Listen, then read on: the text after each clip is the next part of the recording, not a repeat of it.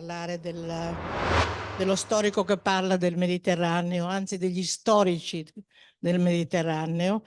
È chiaro che il tema combinazione oggi è un tema di grande attualità, perché siamo in piena crisi, tutto sommato, mediterranea per tante ragioni, per cui una volta di più si conferma nella storia attuale che il Mediterraneo è un mare centrale del mondo, non è un mare periferico, è un mare chiave della storia e questo si verifica continuamente in tutte le cose che noi affrontiamo praticamente oggi sul piano internazionale. Il Mediterraneo è un punto dal quale non si può prescindere.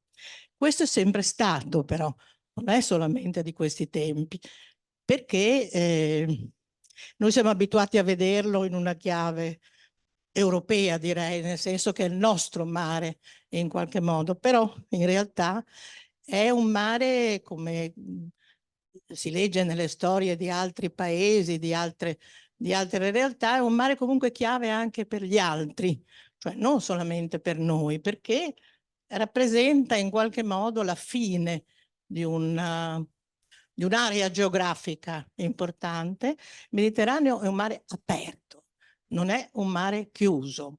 Lo è per ragioni proprio di posizione geografica, per cui in realtà quando si leggono le storie e anche le definizioni del passato, molto molto indietro nel tempo, si legge appunto c'è un mare maggiore e un mare minore, cioè in realtà tutto si tiene. Il Mediterraneo è la chiave di apertura del mondo, non è un mondo a sé chiuso, importantissimo, di cui parleremo, si parlerà, eccetera, ma è una realtà polivalente, lo è per tutti, non solo per noi.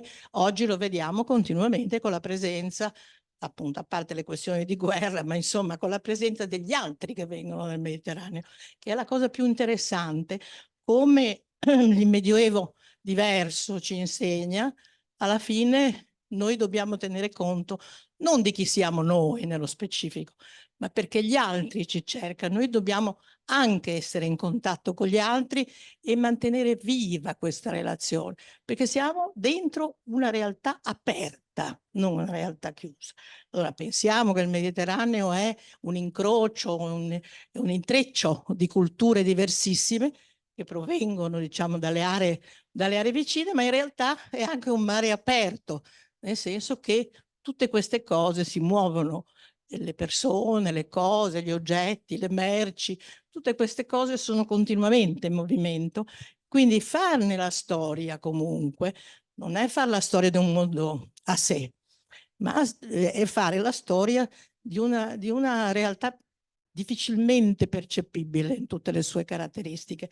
Questo non tutti l'hanno capito, devo dire, quelli che l'hanno studiato, però nell'antichità stessa e poi successivamente si ha questa percezione precisa di un mondo che noi tentiamo di limitare in qualche modo, diciamo, di cogliere nei suoi vari aspetti, ma è un mondo continuamente in mutamento, perché appunto non è semplicemente un'area specifica, ma è un punto di incrocio di tante realtà, soprattutto appunto la percezione che noi ne abbiamo è di una chiave di lettura del mondo.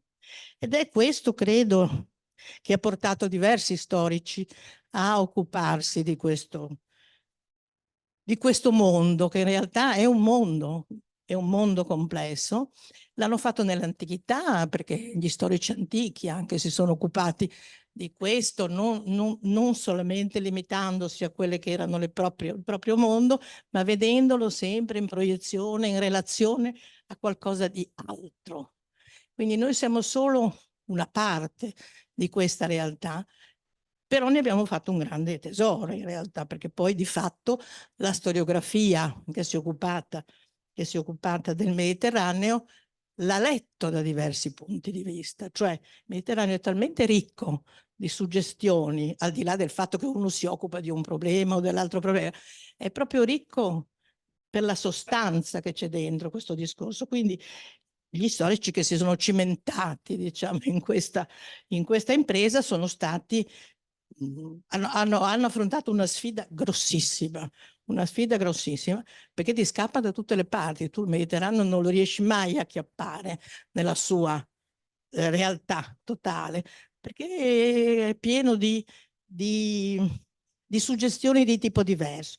Ora, naturalmente ogni epoca suggerisce delle conoscenze diverse, ogni storico ha diciamo, degli interessi diversi o anche una formazione diversa. Oggi qui abbiamo uno storico importante dal punto di vista della formazione, molto legato alla storia. Lui è spagnolo sostanzialmente, però molto legato alla storia e alla realtà genovese, perché quando era un giovane ragazzo eravamo tutti giovani, poi alla fine Genova era diventata una sorta di secondo punto della sua vita, come per noi genovesi la Spagna è un secondo punto della nostra vita. E quindi diciamo nel crescere nel formare la propria personalità, che non è formata e basata solamente sul Mediterraneo, quella di José Enrique Luis Domènech, è fondata su un'idea di medioevo molto generale, particolare, non solamente mediterraneo, però il Mediterraneo è entrato anche tramite Genova, in qualche modo, anche tramite Genova, e gli ha suggerito forse anche una lettura, diciamo, di questa realtà che da Genova si fa in modo abbastanza, voglio dire, facile nella complessità, proprio per la complessità che questa storia ha dentro. E difatti recentemente, proprio i giorni scorsi, è uscita la traduzione italiana di questo libro che Ruiz Domènech ha scritto sul Mediterraneo, uno degli ultimi, dei pochi libri che si fanno sul Mediterraneo nella lunga durata, è uscito per Il sogno di Ulisse, che lui ci spiegherà che cosa vuol dire poi sostanzialmente, perché io non so che cosa dirà, ma insomma diciamo che è il Mediterraneo è il mondo della curiosità e Ulisse è l'uomo della curiosità. Questo è il Mediterraneo, cioè quando io dico un mare aperto, dico è un mare che ti spinge ad andare oltre, non ti tiene, ti continua a mandare oltre e ti apre continuamente delle possibilità. Non mi dilungo troppo per non togliere spazio a lui. Credo che sarà bene esaminare con lui appunto diverse prospettive di lettura generale del Mediterraneo per capire quanto forte possa essere la suggestione di questo mare. Tutte le volte che vedo i politici che vengono adesso a girare appunto per le questioni di guerra, eccetera, mi domando che cosa sanno in realtà di questo mare, quali sono le caratteristiche profonde di questa storia. Non è così facile conoscerlo, anche interpretarlo, quindi una interpretazione o più interpretazioni come in questo caso possono essere, teoricamente sarebbero utili anche ai politici se ne volessero approfittare. Cioè in realtà tu questo mare lo puoi vedere in epoche diverse, in momenti diversi, con gli occhi diversi e sempre ti dice qualcosa di nuovo e di differente. Quindi sentiamo che cosa ci dice l'ultimo autore di un libro sul Mediterraneo di grande importanza, legato appunto il sottotitolo è Storia umana del Mediterraneo, dalla guerra di Troia all'emergenza degli sbarchi. Quindi diciamo, una parabola di quella che è la storia E insomma, tenere insieme tutto questo materiale non è facile, ma penso che lui ci sia riuscito benissimo. Grazie. A te la parola.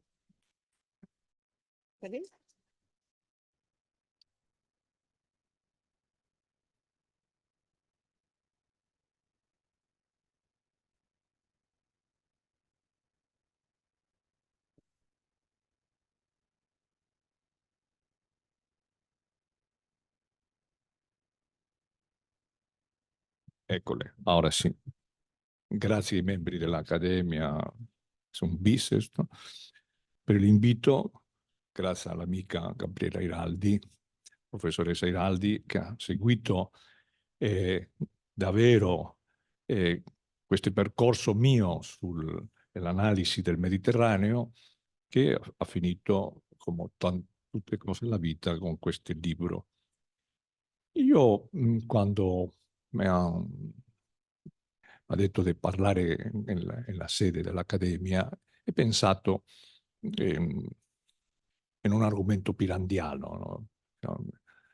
Trasfigurato nel Giudice Pirandello, ha detto, cercare 6 autori, 6 storici che cercano a un autore, che cercano, e l'autore in questo caso è soltanto un soggetto storico dell'importanza del mare Mediterraneo.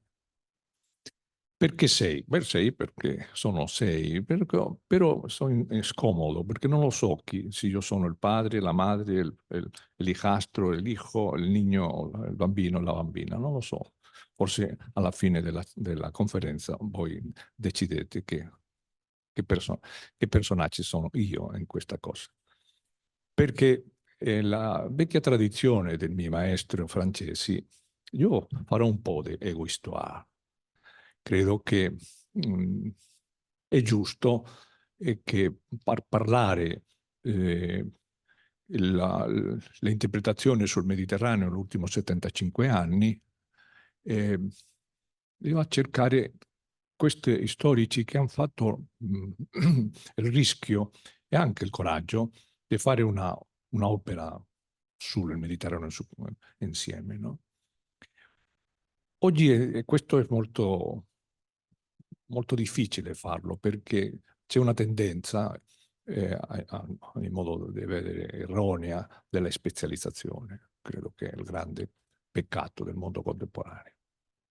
Perché i maestri non l'avevano, e per questa idea, perché noi facciamo una cosa diversa ai maestri, una cosa strana, finalmente, perché i maestri mancano sempre la guida a seguire, no? E la ragione di questo personaggio che io presento, io stesso, di questo 6, è che hanno scritto un libro sul Mediterraneo. Un grande libro che forse molto è grande nel senso dell'estensione e molte volte grande nel senso della profondità e poi del messaggio. Grazie. Soltanto hai uno che lo dirà in suo momento, che lo ha fatto nascosto, che ha fatto un libro senza scriverle il libro. Questo è una cosa molto mediterranea, peraltro, c'è un po' della pirateria mediterranea, questo fare qualcuna cosa che non lo visibilizza. Però in questo senso aveva ragione la professoressa Iraldi che l'argomento degli storici in questi 75 anni, dopo la finale della seconda guerra mondiale, finale reale che è nel biennio 48-49, gli storici di questa epoca hanno avuto l'intenzione di fare una sfida a tutto l'interprete del Mediterraneo, cominciando per primo luogo i poeti. Parlare del Mediterraneo e parlare di Omero, questo è ovvio, però también parlare, non lo so, dei Leopardi, di Averemo, che sono personaggi nascosti nella poesia, che parlano del Mediterraneo. Tutti i grandi momenti della storia, i poeti hanno fatto Virgilio, Dante, no? Il Tasso, hanno parlato della struttura del Mediterraneo, delle sensazioni del Mediterraneo. Poi anche lo hanno fatto gli storici classici. Il Mediterraneo come un confronto permanente. Questa è l'idea di Polibio, per esempio, anche di Procopio, per dirle ai grandi storici, uno del primo momento della creazione dell'impero romano, uno del fine di questo momento, è il momento della divisione tra Occidente e Oriente. anche i pittori hanno fatto una rappresentazione permanente del Mediterraneo.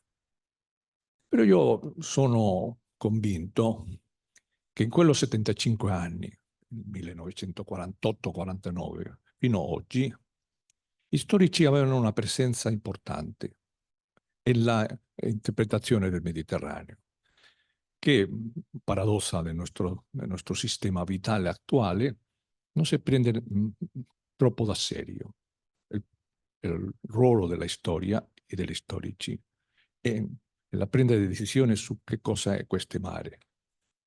Ricordo quando è uscita la versione iniziale, che è una versione in spagnolo e in catalano, perché io vengo di una zona della Spagna bilingue, io parlo e scrivo in ambedue lingue, in spagnolo e in catalano, e la prima edizione di questo libro era in spagnolo e in catalano lo stesso, per motivi dell'accettazione del bilinguismo, si accetta o non si accetta, io lo accetto.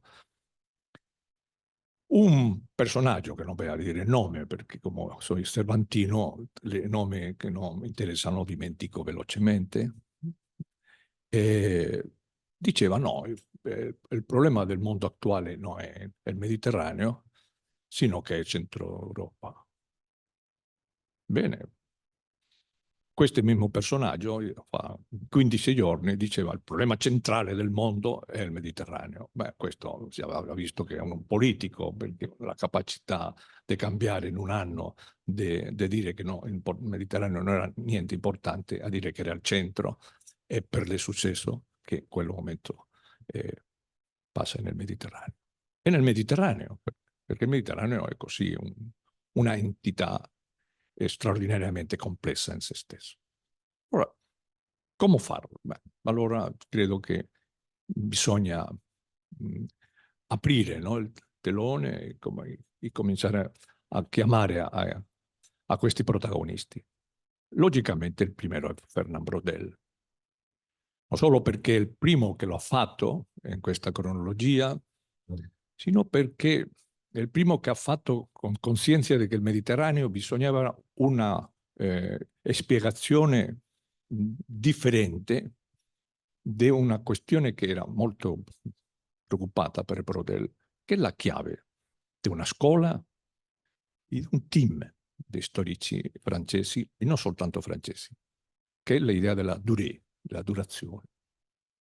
La durée che poi, dopo la scrittura di questo libro sul Mediterraneo, Braudel ha fatto un piccolo articolo nella sua rivista, Les Annales, la rivista sua, dell'equipe, del suo team, no? Dove era scrittore e direttore. Questo è un sistema molto francese della creazione della scuola. E in questa rivista ha scritto un piccolo articolo per ridimensionare il concetto della durée, che ha avuto un scandalo straordinario, che era parlato della longue durée, no? La larga durazione, la longue durée. 53. Un momento nel che la storia aveva cambiato, perché non so se l'ha affettato per la morte di Prokofiev o di Stalin, ma è morto nello stesso giorno. Io penso che di Prokofiev, perché è uno più intelligente, no? Però diciamo le cose su punto. Perché le due sono successo allo stesso tempo, allo stesso giorno, uno con fiori, l'altro senza fiori, per il problema che già sa chi non portava fiori alla tumba di chi. Questo momento importante nella storia europea, Braudel ha fatto una riflessione su se stesso. È il primo che ha questa tradizione della Eurohistoire francese, che poi è andato via con grande autore. Perché? Perché se la preoccupazione era la Touré, la questione centrale è che cronologia aveva la Touré. Questo l'ha dimensionato nel libro, perché è un libro paradossico, molto paradosso. Si chiama Il Mediterraneo e il mondo mediterraneo nell'epoca di Filippo II. Di Filippo II parla poco. Pertanto è un libro che aveva un titolo paradossale, no? Perché anche perché dicono la storia di corta durata non mi interessa. Allora perché le dice il libro Felipe II? Ma dico, perché il maestro se l'aveva detto, il maestro Lucien Febvre era molto preoccupato per vedere se effettivamente l'impero asburgico spagnolo era o no un impero mediterraneo. Prodel ha detto, bene, per capire questo bisogna capire la durée del Mediterraneo, che comincia per riconsiderare a fondo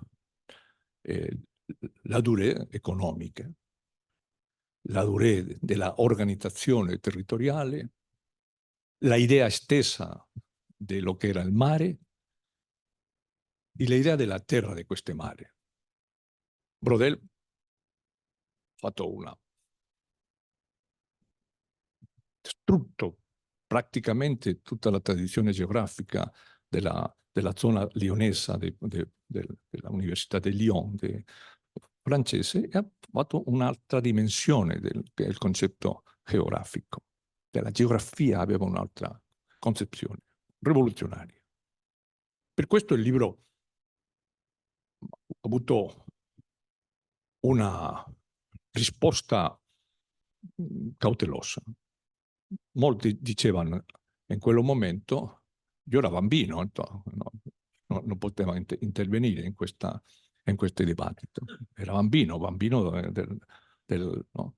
Chiaramente bambino.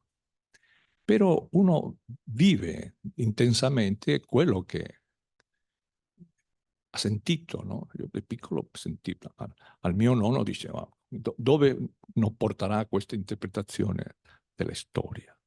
Dove non porterà? Dove voleva portare? Qualcuno di cauteloso dicevano, fino a che Brodel dica le fonti che ha utilizzato per questo libro, non dirò niente. Perché la prima edizione del Mediterraneo, De Brodel ha scritto in un barco, venendo da Brasil, dove c'era, e l'ha fatto di memoria. Cioè, poco da e scheda. Poi nel 66, già come presidente dell'École des Hautes Études, ha fatto l'edizione definitiva con le note, la precisazione tecnica, eccetera. Hanno detto, ah bene, allora sì, è sicuro, la prova della documentazione. Dico questo perché io, per esempio, ho scritto un libro senza nota e l'edizione italiana aveva nota. Me l'hanno fatto i ragazzi della casa editrice magnificamente. Mi hanno detto, le piace moltissimo. Significa che io le note avevano nel campo. Allora, se qualcuna persona intelligente come questo editore lo possono collocare. Io non c'è niente contro le note, però non le pongo. Per una questione di metodologia della propria scuola. E non soltanto per essere un po' come Brodel. Quando Brodel ha fatto questa idea della durée, ha creato una dimensione, deve spiegare il Mediterraneo, come una civiltà che tende alla entropia, che è un concetto che viene dalla termodinamica. Un'entropia significa che al dilatarsi fa un momento di distruzione. La professoressa Iraldi parlava che è vero che il Mediterraneo non è un mare chiuso, è aperto. E poi dimostrare da dove viene questa magnifica idea che è certa. Per quello bisogna chiamare al secondo attore. Uno che ha visto a Brodel senza paura. Cosa difficile, perché Brodel intimidava molto. Il mio maestro era intimidato sempre per Brodel. E quando arrivava a Italia, veniva molto alla sessione con Federico Melis, no? In Prato, intimidava. La gente si sentiva intimidata. Non soltanto per la fama, per il potere, per il controllo di una rivista così importante per la carriera accademica come era Les Annales, pubblicare nel Annales era una legittimità del studio della storia, o una rassegna nel Annales, era una cosa importante per arrivare nel mondo accademico, sino perché Brodel aveva una conoscenza superiore a quello che dimostrava nei suoi libri. Questo è importante. Conosciamo moltissime cose.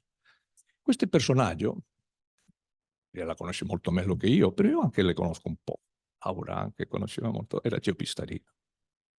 Gio Pistarino era un piemontese affincato in Genova per capire una cosa che non le viene dalla scuola, perché viene da una scuola del Falco, che era una scuola del Medioevo centrale, l'idea del Medioevo, del Falco. No, sino dove c'è i fonti, non la Durée, i fonti per capire il Mediterraneo.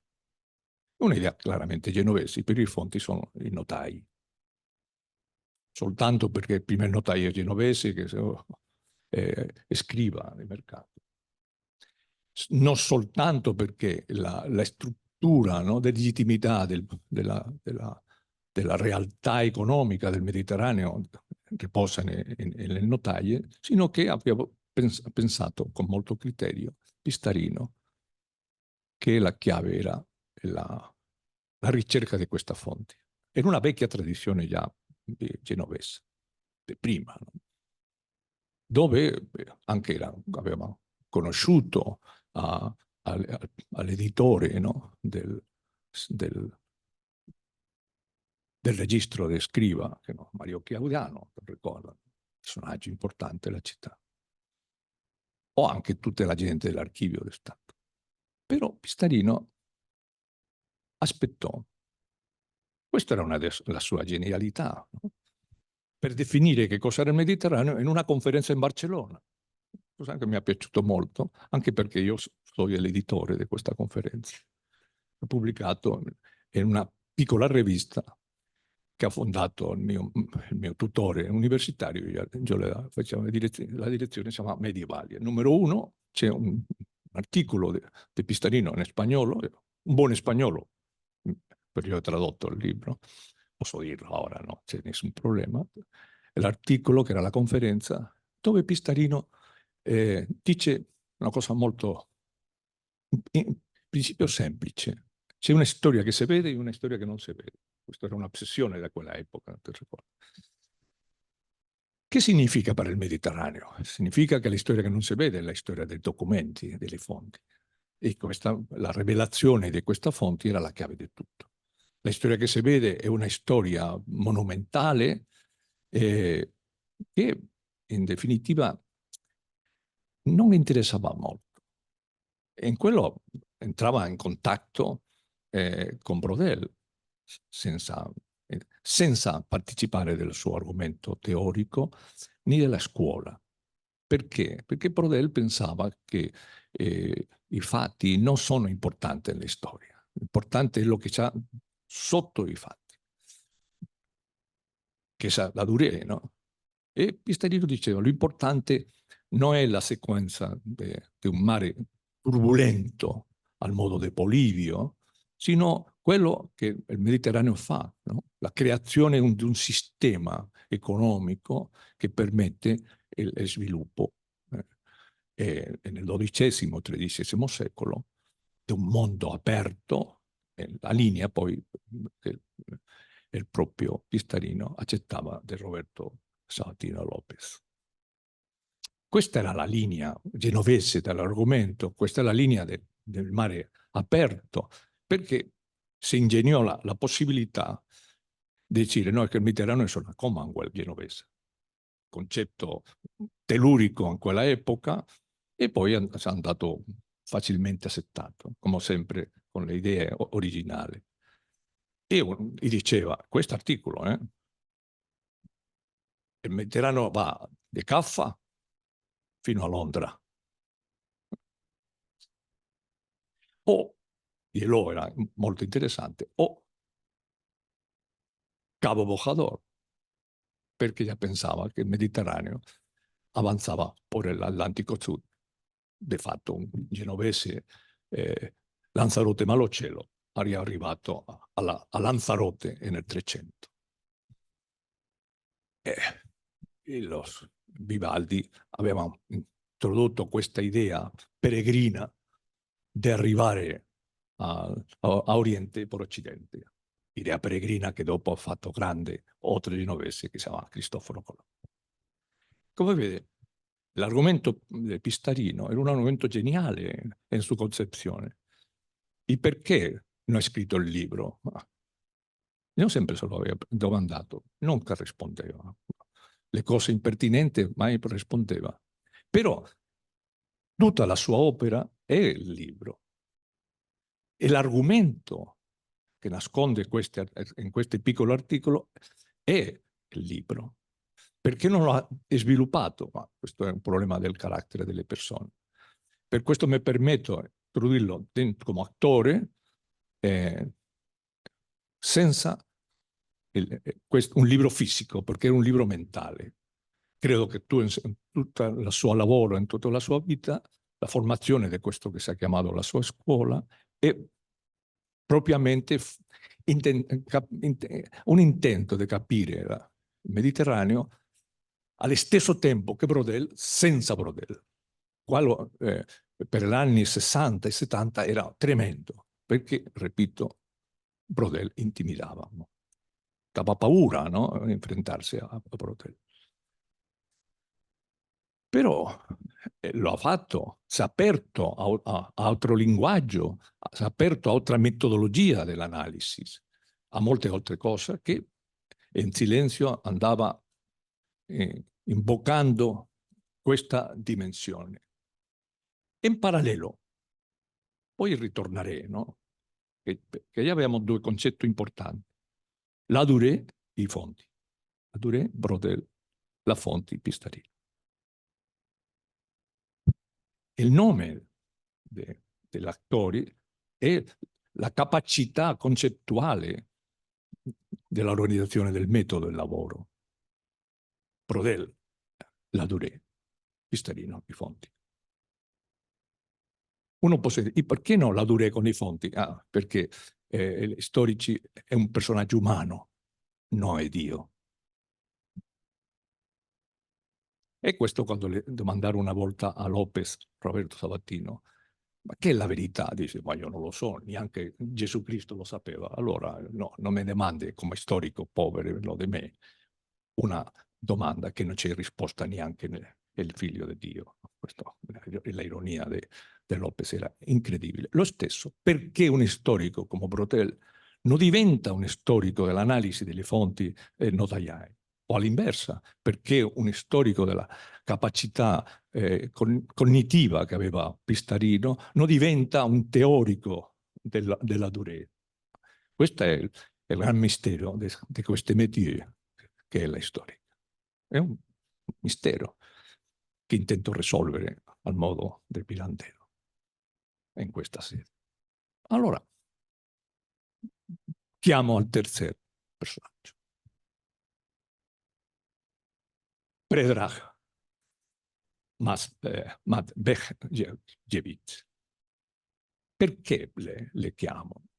Primo perché ha scritto un grande libro, non molto grosso, però grande libro, che è il Breviario Mediterraneo, conosciuto in molte lingue, in francese, in italiano. È un storico di frontiera. E per quello io avevo sempre simpatia, perché io sono storico di frontiera. Io sono naturale di Granada, e si vede chiaramente il mio fisico e la mia tentazione di parlare con la lingua di una cultura che non è la propria, no? Cultura mezzo arabe, bereber, ebraica, e anche castigliana. Un personaggio di frontiera. Predrag è una frontiera più conosciuta, che la frontiera dei Balcani, era bosnio-croato. Personaggio di grande livello che descubre. E nel prologo al suo libro, Claudio Magris dice che descubre l'infinito. La metafora dell'infinito, questo libro, lo dice Claudio Magris. Per lo tanto, qualcuna cosa di vero deve perché Claudio Magris è un navigatore, non del mare, sino del Danubio. Però sì che capite bene qual è il motivo di come un uomo di frontiera arriva a questa cosa. Qual è questa idea Predrag. Il Mediterraneo è una immagine. Che immagine? Cartografica. È un'analisi della cartografia. Senza la cartografia il Mediterraneo diventa sempre un enigma. Per quello primero viaggieri greci e ellenistici sono cartografi. Fanno una cartografia strana, perché la gran cartografia è medievale. Come no? Perché la gran cartografia è una fonte che define una durée. È il portolano. Genova fa portolano. Mallorca fa portolano. La cultura ebraica, come Cresques, fa portolano. Già abbiamo che Petrarca, arrivato a una conclusione come Homer Frontiera, sin capire la topografia, questo della cartografia mediterranea, non si può capire la possibilità di uscire del Mediterraneo alla conquista del mondo. Con lo stesso criterio. Colombo, un altro.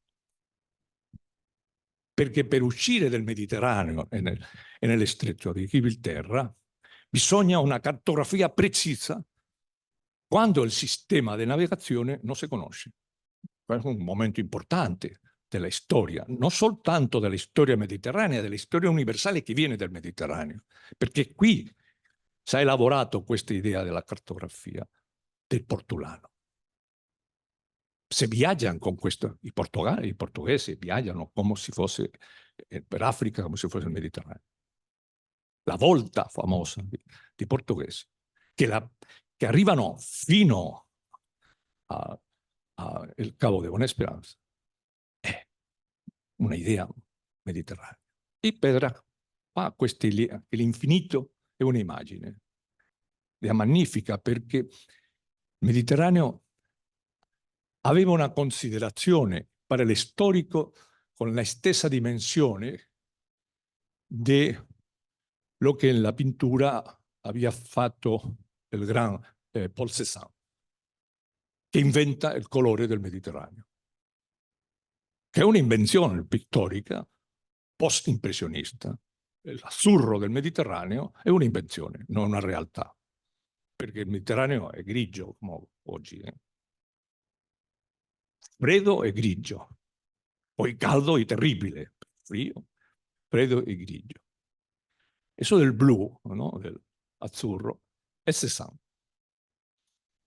Questo della topografia, no? La cartografia, come idea delle immagini, no? Della imago, che è un'idea molto medievale, è Petrarca.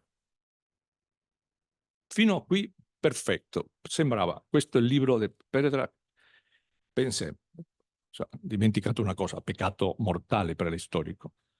Brodel 1949, la Lectio de Pistarino in Barcellona 1980, e il libro di Petrarca 1987. Silenzio per la storia fino al 2006. Qualcuno che sepa un po', non molto, la storia tra 1986 e 2007 sa perché c'è questo silenzio. È stato 15 anni in capire perché il mondo aveva sbagliato.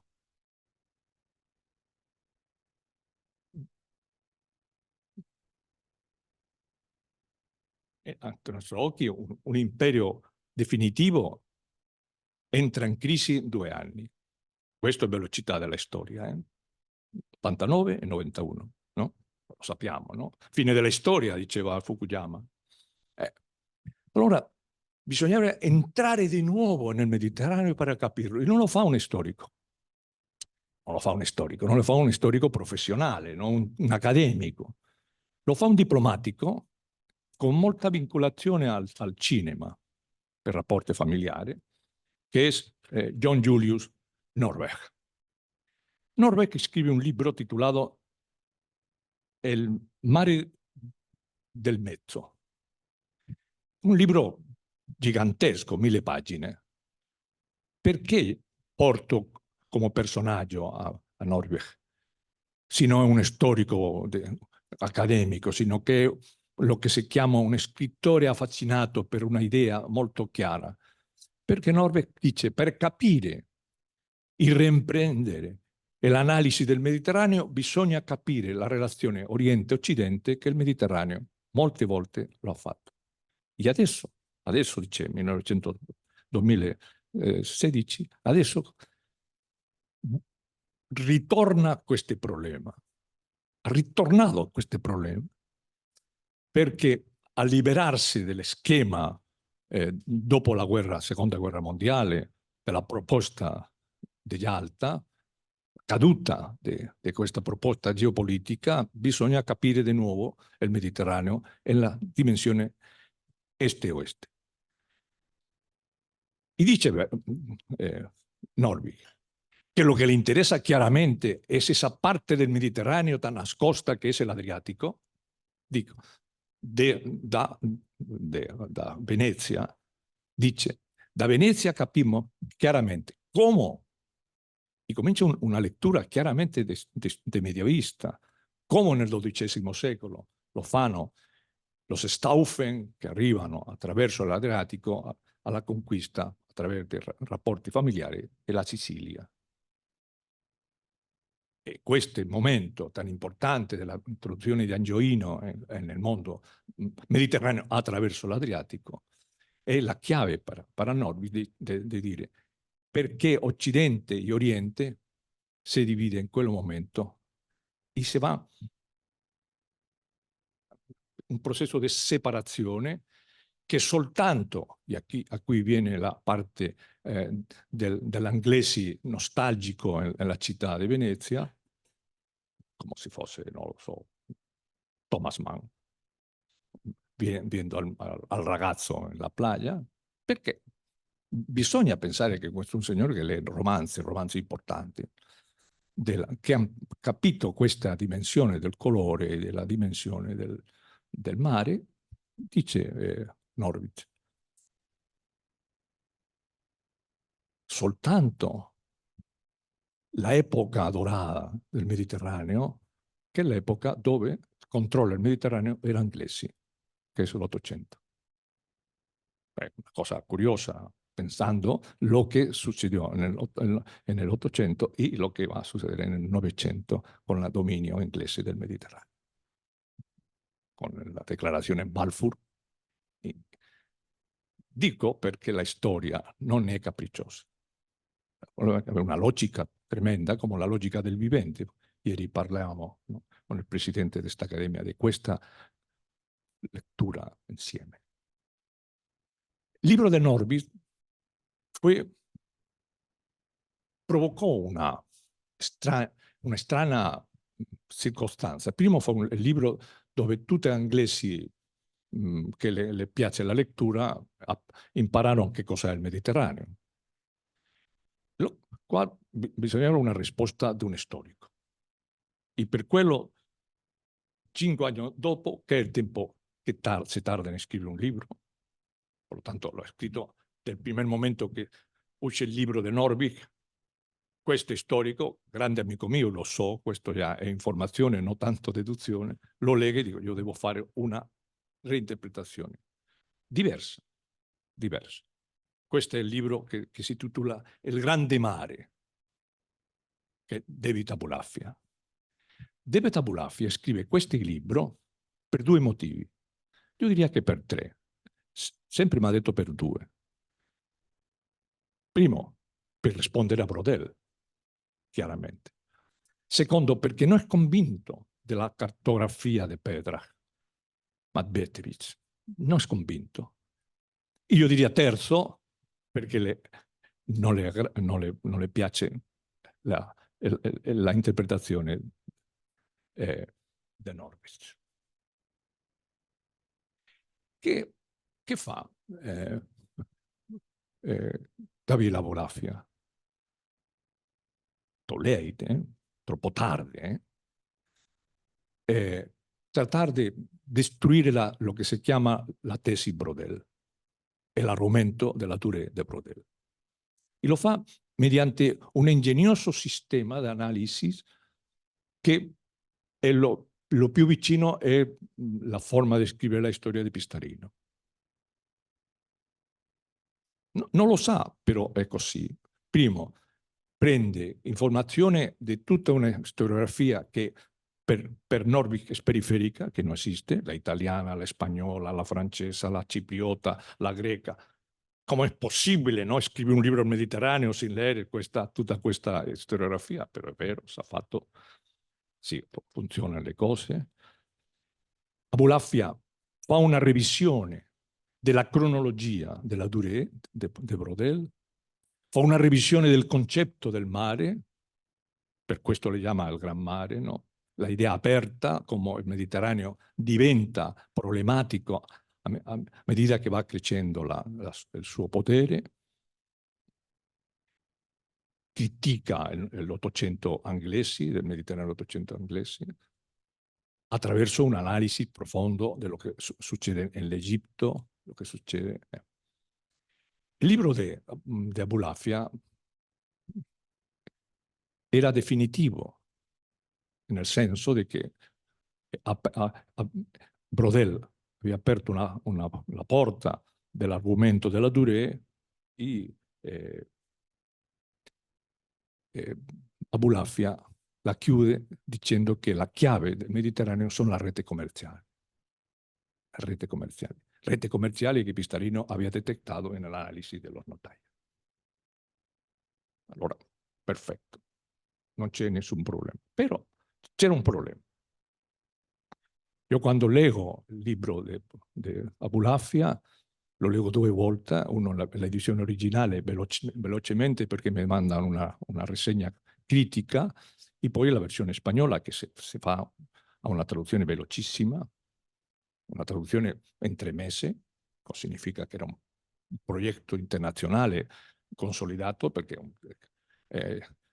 tradurre un libro di 1300 pagine in 3 mesi significa che è un'equipe che fa la traduzione. E vedo che manca una cosa importante, che è la lettura che il mondo mediterraneo si è fatto di se stesso. Il Mediterraneo è una lettura di se stesso, c'è un protagonismo dei suoi propri protagonisti.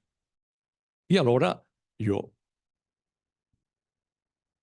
perdone, questo già non c'è la umiltà cattolica, però già non sono né umile né cattolico, per dirlo così, io che apro la porta del Mediterraneo di nuovo e introduco tutta la gente che l'ha interpretato. E comincia le voci dello interprete. E quello suona di un modo diverso, totalmente, una polifonia diversa. A come abbiamo sentito, è la gente del Mediterraneo parlando. Non solo Omero, o il cinema moderno. Tutto che è entrato nel Mediterraneo ha fatto un'interpretazione sul Mediterraneo. E perché? Bisogna trovare un motivo che durante 3000 anni, in una geografia molto precisa, tutto il mondo intende interpretare il Mediterraneo. La prima è ovvia, perché il Mediterraneo aveva una sostanza, è un soggetto storico reale, non è una finzione, neanche una finzione letteraria. Lo che ha fatto la letteratura, cominciando per Omero, è semplicemente dimostrare che è una realtà sostantiva. Questa è la prima, che è molto importante. E la seconda, che c'è una struttura latente durante tutto questo tempo che va al di là anche della durazione, della durée. Una struttura in profondità per spiegare che cosa è il Mediterraneo. E questa struttura è il motivo del ritorno del nostos di Omero, planteato per Omero, di Odisseo. Non il viaggio di andata, sino del ritorno. Per prima volta in un testo letterario la chiave sta nel viaggio del ritorno.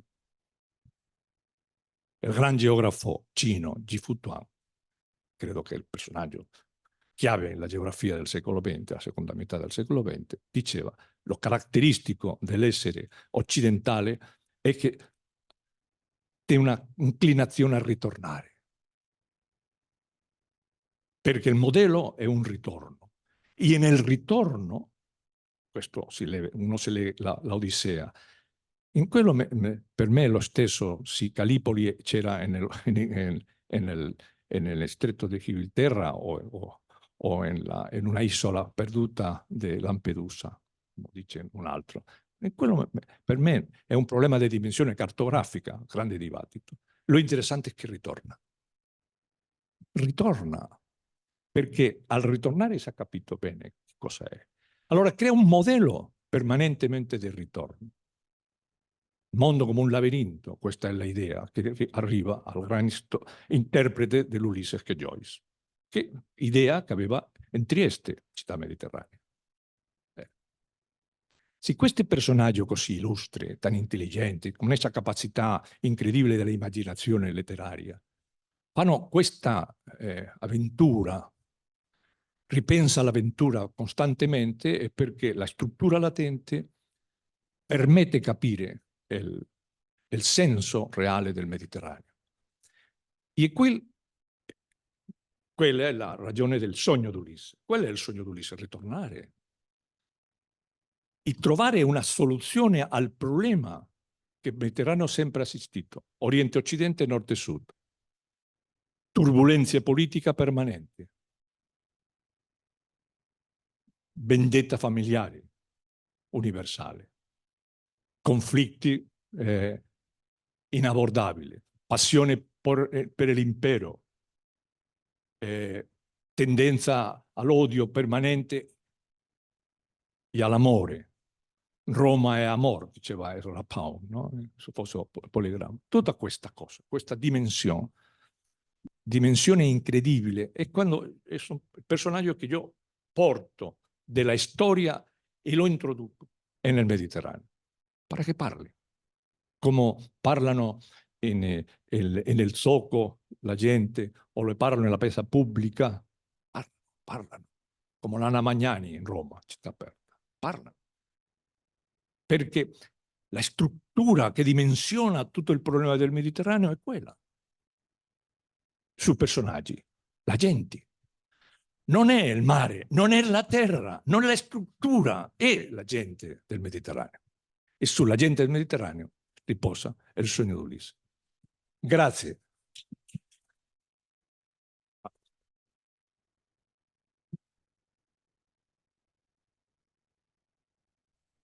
Beh, insomma, si sente? Non si sente? Sì. Direi che attraverso questa indagine conoscitiva su chi praticamente ha avuto il coraggio di affrontare il tema mediterraneo nella sua immensità, voglio dire, perché durata, non durata, cartografia, quello che si vuole, ognuno ha scelto una strada per cercare di acchiappare questa realtà. In effetti poi è la gente, sono le persone che fanno, sono i popoli, sono la gente che si muove, la gente che tutto il tempo parla e si incontra, e quindi è un mare che non è di carta o di, voglio dire, no? di acqua semplicemente, è un mare abitato, cioè è la storia dell'uomo in fondo. E in questo Ulisse effettivamente è rappresentativo e viene scelto anche da Joyce in fondo per la stessa ragione, cioè è rappresentativo del modo di essere rispetto alle cose, rispetto alla vita. Il mare è solo la controparte, vorrei dire, cioè la tela di fondo di questo discorso di un mondo abitato dall'uomo. Questo è, e quindi insomma credo che alla fine di tutto questi 6 storici, appunto, compreso l'ultimo che ha parlato di questo libro, ti dicono quante chiavi noi possiamo usare per capire questa realtà, ma soprattutto appunto tenere conto che il mondo è degli uomini, non diciamo delle cose come noi le rappresentiamo, le vogliamo rappresentare, le descriviamo, le raccontiamo, ma è fatto dall'uomo sostanzialmente. Quindi una storia, è la storia di Ulisse, effettivamente, è la storia di Ulisse. Bene, ringrazio il professore. Qui se qualcuno... Ci sono degli interventi?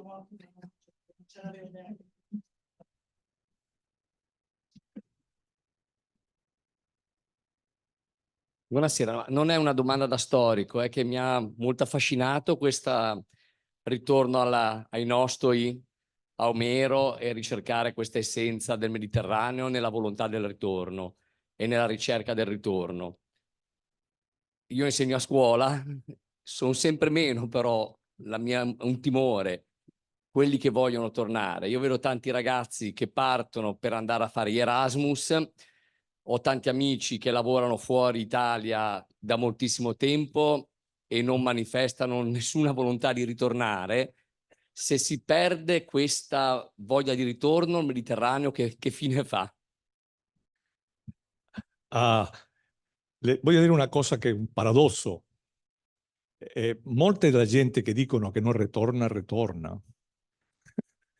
Perché? No, perché se porta con sé la sua cultura, e esa cultura che è propria del Mediterraneo, e arriva a un posto dove introduce questa cultura e forma propriamente questo sogno di Ulisse, chiaramente.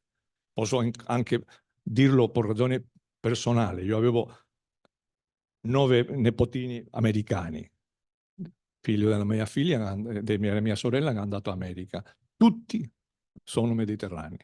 Perché? Perché si hanno portato in matrice culturale, hanno portato e hanno introdotto dentro di un mondo che è molto difficile per la gente che vive in Texas e otros in Oregon, immagina, no?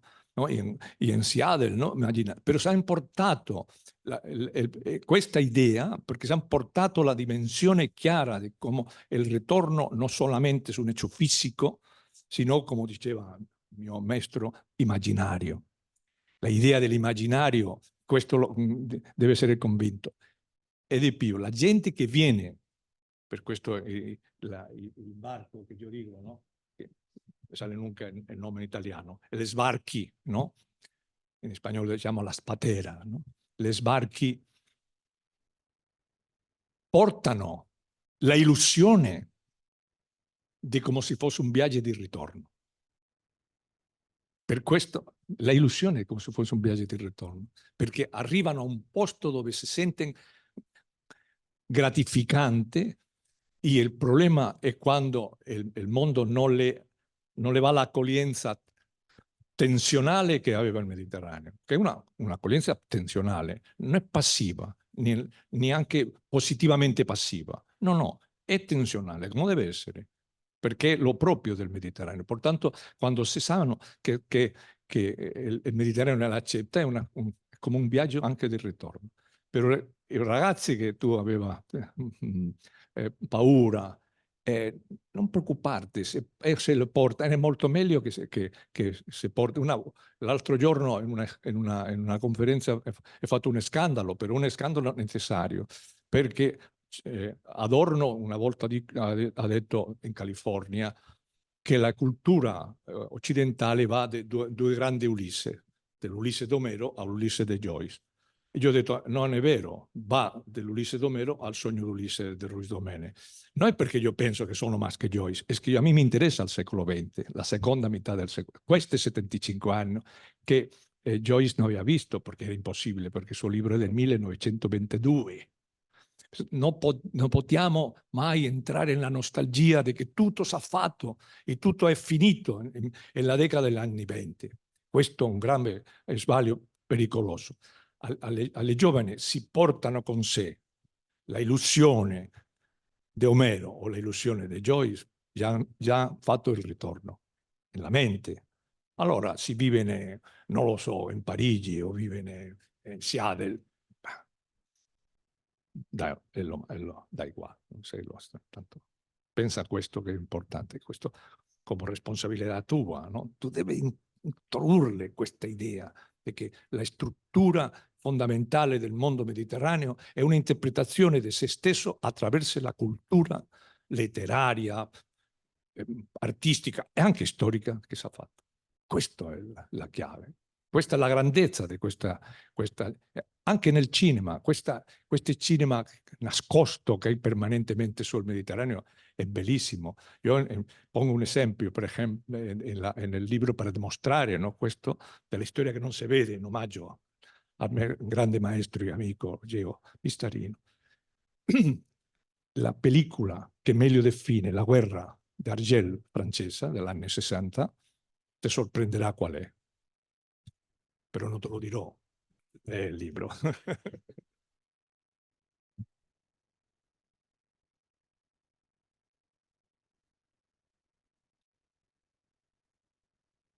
Mi scuso, io non sono uno storico, ho insegnato all'Università di Genova linguistica. Tra l'altro, una cosa che mi aveva molto colpito di Braudel, che ho visto una volta in vita mia, che in una intervista aveva detto che il sogno della sua vita sarebbe stato di fare il professore universitario a Genova. Quindi io, la Gabriella ride, io anche, l'abbiamo fatto. Io ho studiato per quello che potevo storia medievale con Pistarino. E la cosa mi ha colpito straordinariamente. Poi mi sono occupata di un'altra materia nella vita, però una cosa volevo domandare. Quando ho cominciato a studiare la storia medievale, perché poi in qualche maniera ho continuato per piacere culturale, no? Usava leggere un libro di Pirenne che si chiamava Mahomet e Charlemagne, no? Cioè, Sì, sì. vi ricordate questa cosa, no? Sì. Era tanto di moda. Nel corso della mia vita ho avuto l'impressione che veramente Charlemagne l'avesse avuta vinta, lui aveva spostato a nord il centro dell'Europa. Adesso mi sembra che sta succedendo qualcosa di molto diverso e molto peraltro doloroso. Mi colpisce l'idea, no, che del Mediterraneo inglese. Io volevo ancora sentire qualcosa su questo, perché in questo momento, se pensiamo a Balfour e a cosa sta significando in questo momento, mentre noi fortunatamente parliamo qua, mi vengono i sudori freddi. Grazie. Grazie al suo intervento, perché mi è piaciuto molto e anche ho visto a Geo parlando, no, di Maometto Carlo Magno. Pensa una cosa, che il libro di Pirenne è un libro postumo. Io concluso questo libro, avevamo una Covid tremenda e praticamente i medici mi dicevano, il mio editore, che è molto simpatico, mi dice, magnifico, perché i libri di autore postumo si vendono di più. Dico, non mi piace molto questo esito postumo allo Pirenne. No, perché Pirenne ha trovato una cosa che veramente è incredibile. Le successi storici vanno collegate una con un'altra. No? Per esempio, Norwich non era convinto di un successo che lo stesso dice, che sempre che una grande battaglia navale e nel Mediterraneo si è avuto un cambio profondo. Per esempio, Actium, impero romano Ottaviano, frente all'idea possibile di due imperi, uno ellenistico in Alessandria d'Egitto. Actium. Curzola, vittoria genovese, però Genova dice, e l'Oriente non mi interessa l'Occidente. È un paradosso, però un paradosso dialettico. No, l'importante, noi vendiamo lo veneziano, però, peraltro, Curzola prende prigioniero a Marco Polo, che lo portano qui e si trova con il rustichello di Pisa e scrivono il libro del Bassimon de Monde. Trafalgar, ma però Lepanto, per ordine, Lepanto è la fine dell'impero spagnolo, è un paradosso, no? Sembra che l'impero dell'Austria, perché pensa, è l'ultima gran battaglia di Galera della storia e no, la soluzione l'abbiamo, il recurso per conquistare davvero l'Atlantico. si vede chiaramente che la politica di Filippo III, ma storia di Spagna. Trafalgar vince e muore Nelson, eroe nazionale, però fracassa Spagna e Francia per controllo del Mediterraneo e entra nel mondo inglese. Inghilterra aveva l'idea chiaramente della sostituzione e nel sud di una politica che non era capace di fare nel nord del Mediterraneo, lo che Pistorioni chiamava la Euromediterranea, che le piaceva molto questo concetto, al sud, cioè tutta la parte del Marocco, tutta la parte della Libia e Egitto, fino alla guerra mondiale e fino alla declarazione Balfour. E la sua incomprensione di quello che è il Mediterraneo, lo che fa chiaramente la soluzione Balfour.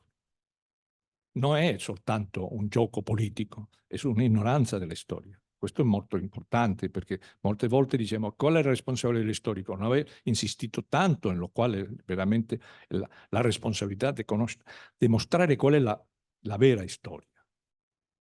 E tutti gli storici attuali inglesi, per esempio, pensiamo alla signora Macmillan, che probabilmente è la più intelligente di tutti oggi in lingua inglese, quando parla in questo libro teorico dei giochi pericolosi, no? Parla di che la storia malfatta è terribile anche per Inghilterra. Un errore di interpretazione storica l'ha portato al Brexit. Un errore di interpretazione storica. Immagina. Questo è pericoloso, logicamente. Soluzione: più storia.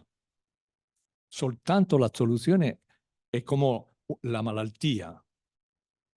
Più medicina e più biologia, logicamente, per la pandemia. Per la pandemia morale e ideologica del nostro mondo, più storia.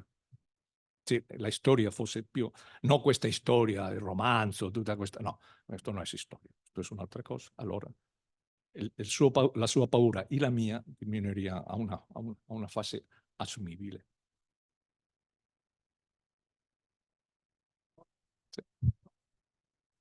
Sì, sì. Complimenti, professore. Sì, sì. Un dono per lei, Ah, ma il quale però non vuole presupporre anche una domanda. A suo modo, tanto complimenti per la conferenza, a suo modo questo libro è un libro postumo.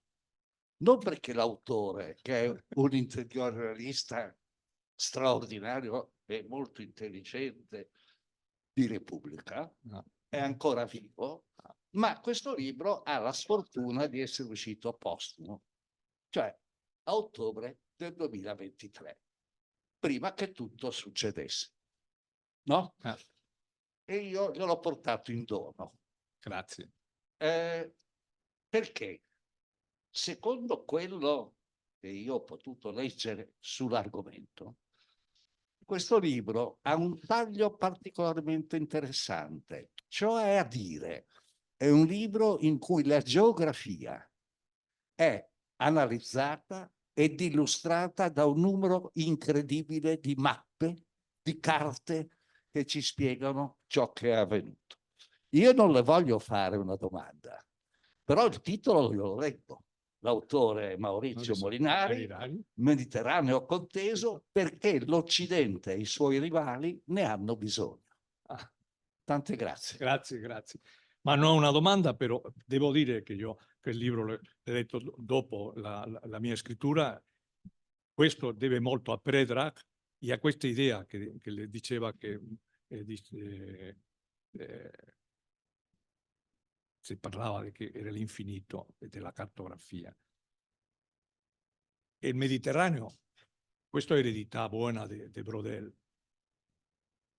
Ora, nel mito, è una geografia molto stimolante, molto stimolante, perché l'Occidente ha bisogno del Mediterraneo, perché, come ho detto al principio, che mi ha negato questo alto politico, e poi all'anno dire che no, era una conversazione tra di loro, no?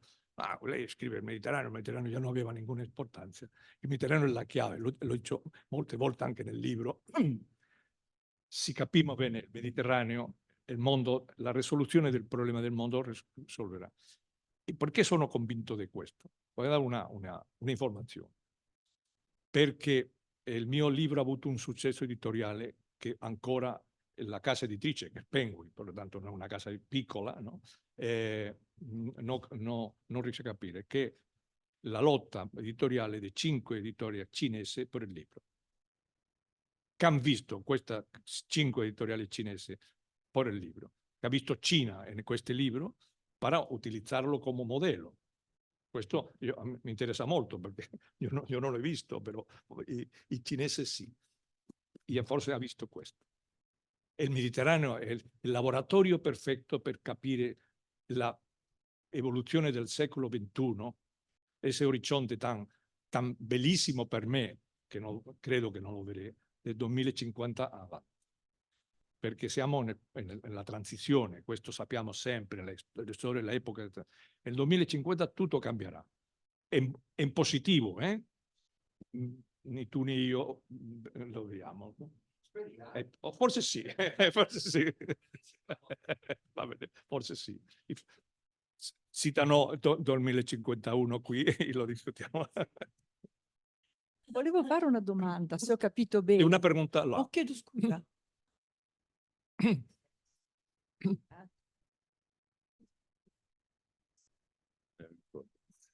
Sì, intanto complimenti perché è stata una conferenza davvero ricca di suggestioni e volevo portarne due in particolare.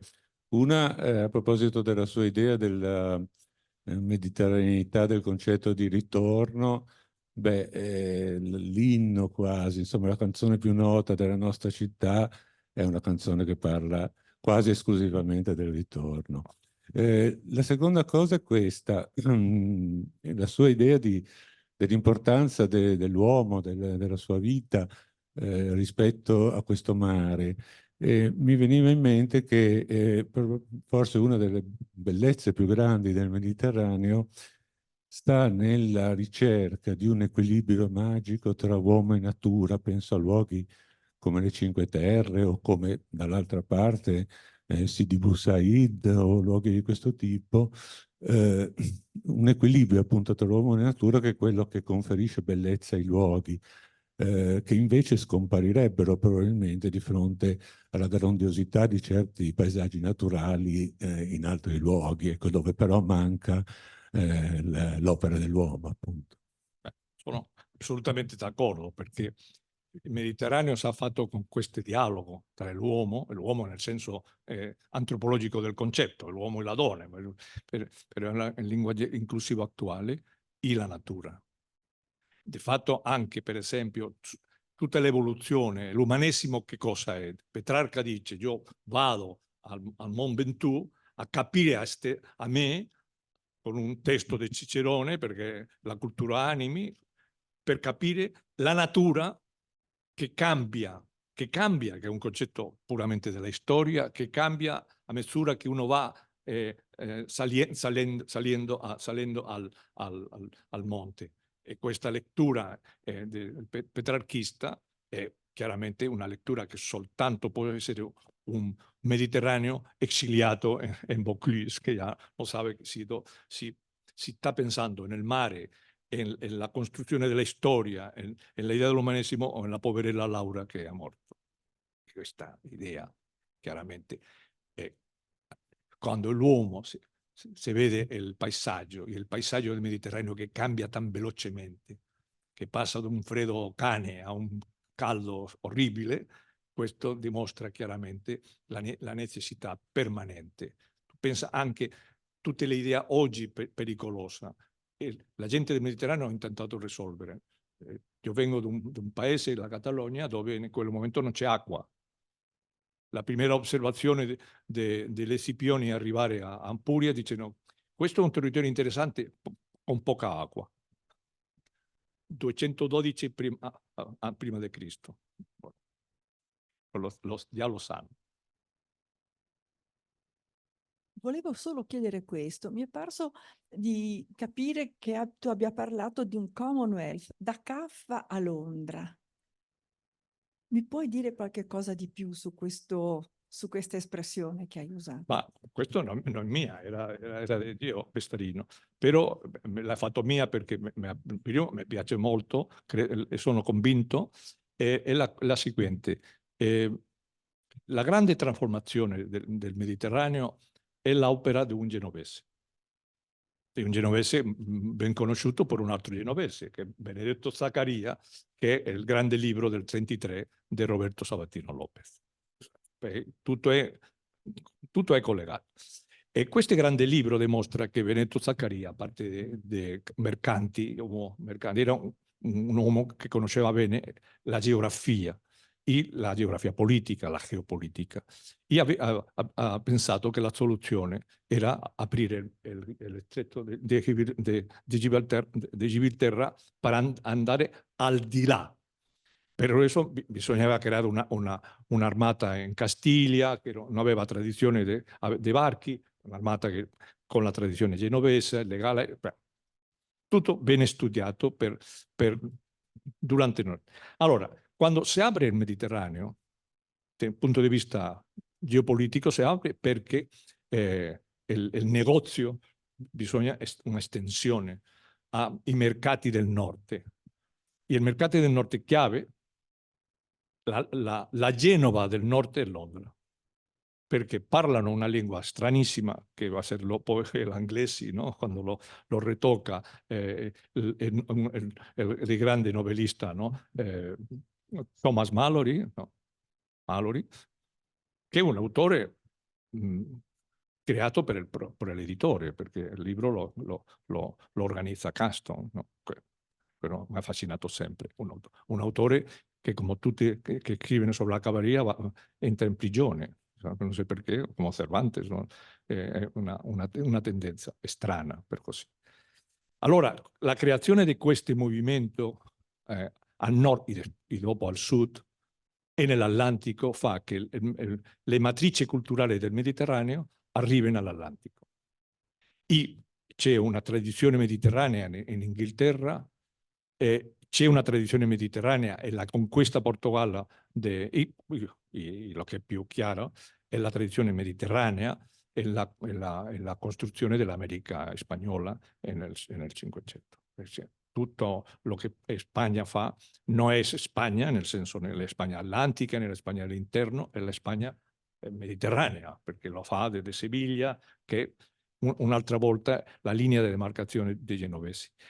Questa linea, questa idea di che il Mediterraneo, la cultura mediterranea e la Commonwealth genovese arriva del Mar Nero, che non è il Mediterraneo, no? Che il Mar Nero è nero, e l'Atlantico è una buttata straordinaria di capire che al di là della geografia c'è lo che sta dietro della geografia. Questa è l'idea contra Brodel. No è lo che sta dietro la geografia è questa mentalità, diciamo così, questa mentalità che poi Brodel de vecchio già cominciava a accettare in questo piccolo libro che ha fatto in dialogo con George Duby sul Mediterraneo. Questo già comincia, Duby le diceva, ma no, però c'è tendenza di fondo, di mentalità, questo che le piaceva dell'immaginario. Allora il poverello Brodel fu ablandandosi un po' così, forse sì, perché è chiaro che le idee, lo che diceva il signore che mi ha domandato, dell'idea del ritorno, è un'idea che si entra nell'immaginario, come nell'immaginario del romanzo o del qualche, se viene, l'Ariosto, no? Volta per ritornare, è una cosa tremenda. Lo stesso in Cervantes, no? Il viaggio di Don Quixote è ritornare a sua casa per morire, no? Più simbolico impossibile.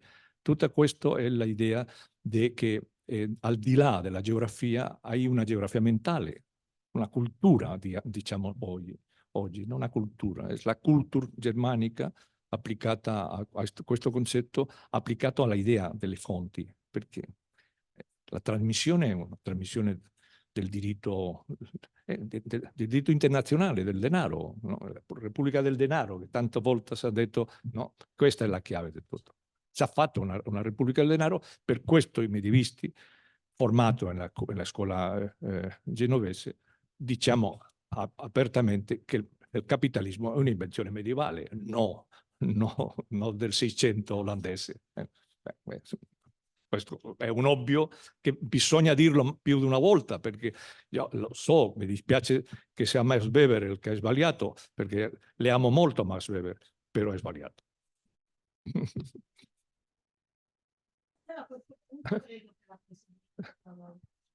Allora, ringrazio molto il professor Domenech perché sono proprio contenta di averlo, di averlo conosciuto, di avere, grazie alla professoressa Airaldi, di avere favorito il suo arrivo a Genova e quindi di avere consentito ai presenti, a chi si è collegato da remoto, di sentire una conferenza, a mio parere, di livello molto, molto elevato.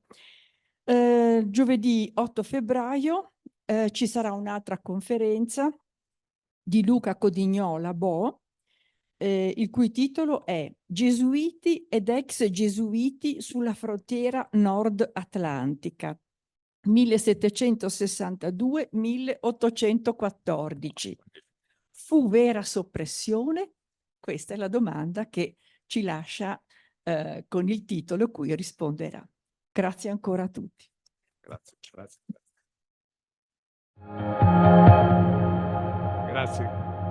Grazie a tutti.